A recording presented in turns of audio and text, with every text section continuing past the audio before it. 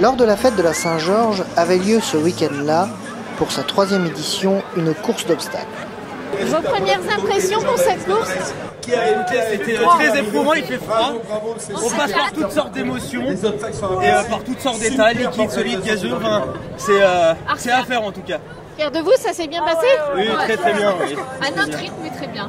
Ouais, hyper facile, on en a même pas chié du tout, donc c'était très bien. Très très cool. On reviendra l'année prochaine. Les filles? Très très bien, parfait. Très fraîche, très fraîche la course.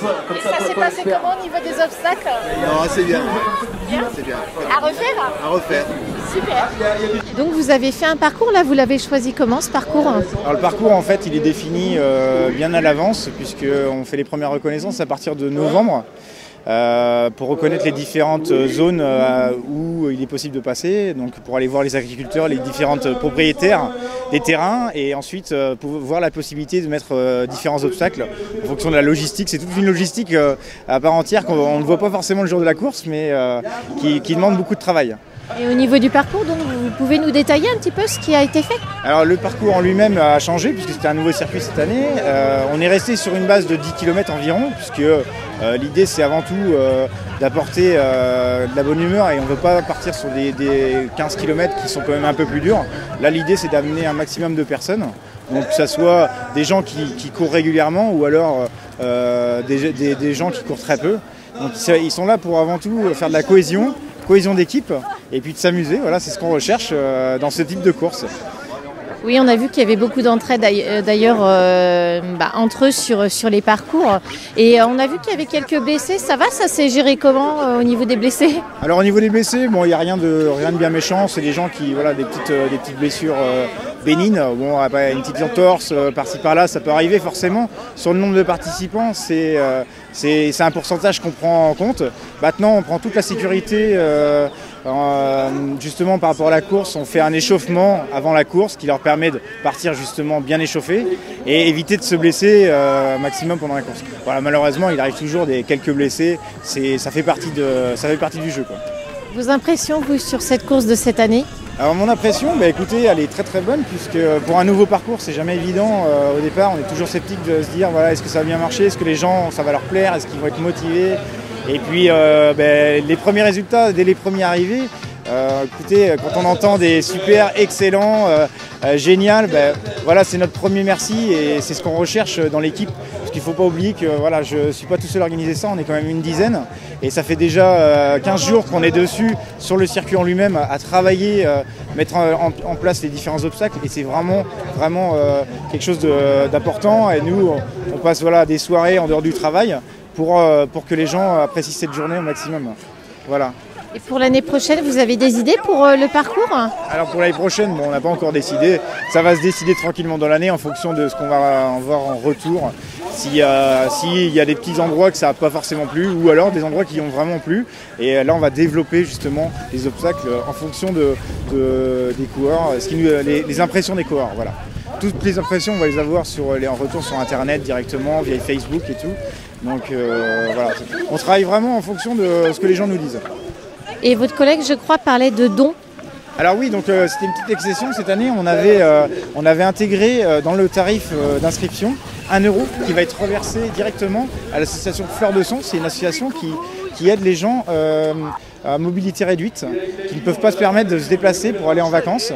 Et donc on s'est dit, voilà, autant intégrer cette course où les gens ont justement la mobilité, eux, et qu'ils apportent ce don-là. Pour donner un petit sourire aussi à côté, quoi. C'était vraiment quelque chose qui nous tenait à cœur.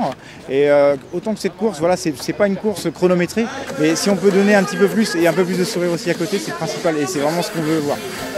Voilà. Et venez monter le bras droit vers le haut. Avant de se lancer dans la course, un petit échauffement quasiment indispensable est donné avant le départ. Ça va jusqu'ici.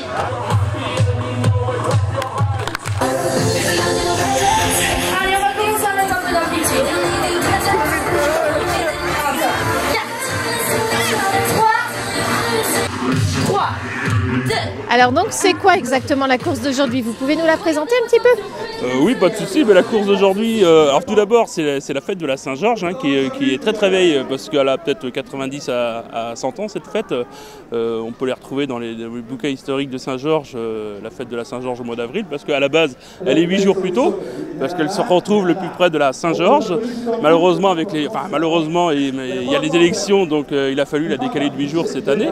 Mais voilà, et depuis 4 ans, on a intégré, depuis 3 ans, pardon, excusez-moi, on a intégré ce qu'on appelle la X-Men Race, hein, parce qu'il y avait une bande de copains qui étaient motivés pour organiser cette chose-là.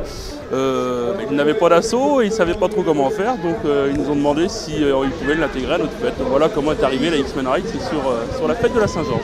Et donc ce parcours, vous pouvez nous le détailler un petit peu? C'est un parcours de 9 km si je ne me trompe pas, avec pas mal d'obstacles. Faut aimer passer dans les tunnels, dans la boue, aimer l'eau et aimer se faire du bien, souffrir un petit peu, mais je pense que c'est surtout très ludique, c'est à faire. On peut le faire en solitaire, mais c'est surtout une course en équipe où on vient pour s'entraider, pour se faire plaisir et puis repartir en ayant passé un bon moment. Voilà. Et au niveau des participants, ils sont combien à peu près? Alors cette année, il y a 640 participants. L'année dernière, on était à 530 si je ne me trompe pas. Et ça monte d'année en année, on s'était limité à 700. Donc voilà, on fait carton plein. On est très heureux. Et c'est ouvert à tout le monde? Tout à fait, de 18 on va dire à 77 ans. La personne qui veut s'inscrire justement, elle s'y prend comment? Elle s'y prend comment? Elle tape X-Men Race sur internet et elle arrivera à trouver tous les liens. Il y a toutes les coordonnées pour s'y inscrire. Généralement, cette année on a ouvert, il me semble, des inscriptions au mois de décembre. Donc voilà, et après elles se sont clôturées, si je ne me trompe pas, début ou mi-avril. Et vos premiers ressentis là sur la course de cette année?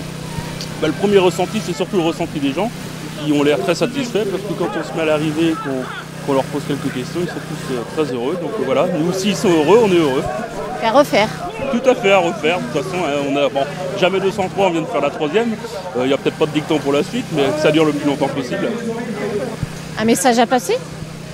Venez nombreux et restez manger parce que c'est ce que je dis, c'est une fête qui est super intéressante parce qu'elle est faite pour les sportifs, mais on peut y venir en famille puisqu'il y a la fête foraine.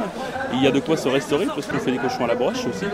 Donc voilà, on va dire que pendant que monsieur ou madame va courir, le reste de la famille peut s'amuser à la fête foraine ou participer à la foire et venir manger le petit cochon.